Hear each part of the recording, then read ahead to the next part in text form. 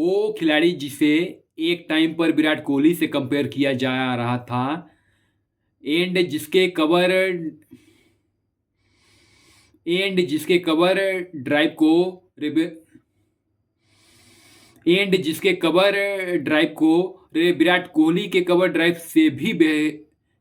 बेहतर बताया जाता था एंड जिसको गौतम गंभीर ने 2023 वर्ल्ड कप से पहले ही टूर्नामेंट का बेस्ट बैट्समैन घोषित कर दिया बेस्ट एंड एंड एंड जिसे गौतम गंभीर ने 2023 वर्ल्ड कप से पहले ही टूर्नामेंट का बेस्ट बैट्समैन डिक्लेयर कर दिया था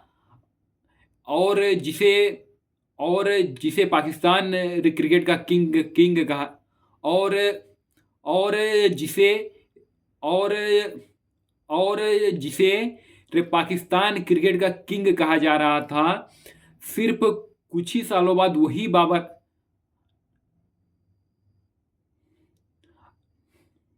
और और जिसे और और जिसे और और जिसे गौतम गंभीर ने 2023 वर्ल्ड कप से पहले ही टूर्नामेंट का बेस्ट बैट्समैन डिक्लेयर कर दिया था बाबर आजम जिन्हें पाकिस्तान क्रिकेट का किंग कहा जा रहा था सिर्फ कुछ ही सालों बाद वही बाबर आजम आज पाकिस्तान की टीम से ही ड्रॉप हो गए। तो आइए जानते हैं कि आखिर ऐसा क्या हुआ बाबर आजम के साथ कि जिन्हें एक टाइम पर पाकिस्तान क्रिकेट का किंग कहा जा रहा था सिर्फ कुछ ही सालों बाद वही बाबर आजम आज पाकिस्तान की टीम से ही बाहर सिर्फ कुछ ही सालों बाद वही बाबर आजम आज पाकिस्तान की टीम से ही बाहर हो गए। 2015 के दो दो दो 2015 के ओडीआई वर्ल्ड कप में पाकिस्तान ग्रुप स्टेज में ही बाहर हो गया और इसी के साथ पाकिस्तान क्रिकेट के दो बड़े लेजेंड शाहिद अफरीदी और मिसबाउल हक ने रिटायरमेंट ले लिया। उसके अगले ही कुछ मैचों के बाद यूनुस खान ने भी रिटायरमेंट ले उसके उसके अगले ही कुछ मैचों के बाद यूनुस खान ने भी रिटायरमेंट ले लिया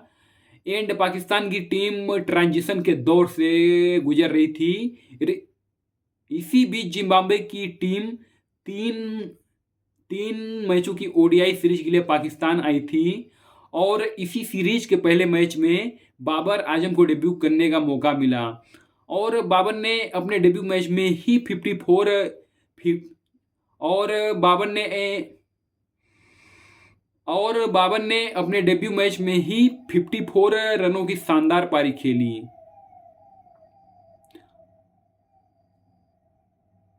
हालांकि उसके बाद के मैचों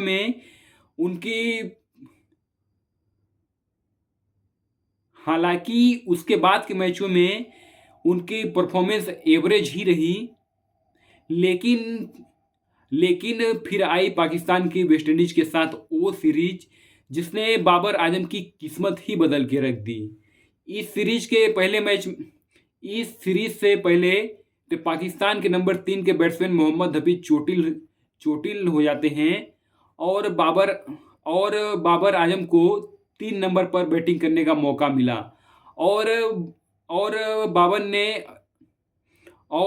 ने पहले ही मैच में 120 रनों की सॉलिड पारी खेली और और और और और बाबर ने पहले ही मैच में ताबड़तोड़ बैटिंग करते हुए 120 रनों की पारी खेली एंड सेकेंड और थर्ड मैच में भी धमाकेदार बैटिंग करते हुए सेंचुरी ठोक दी।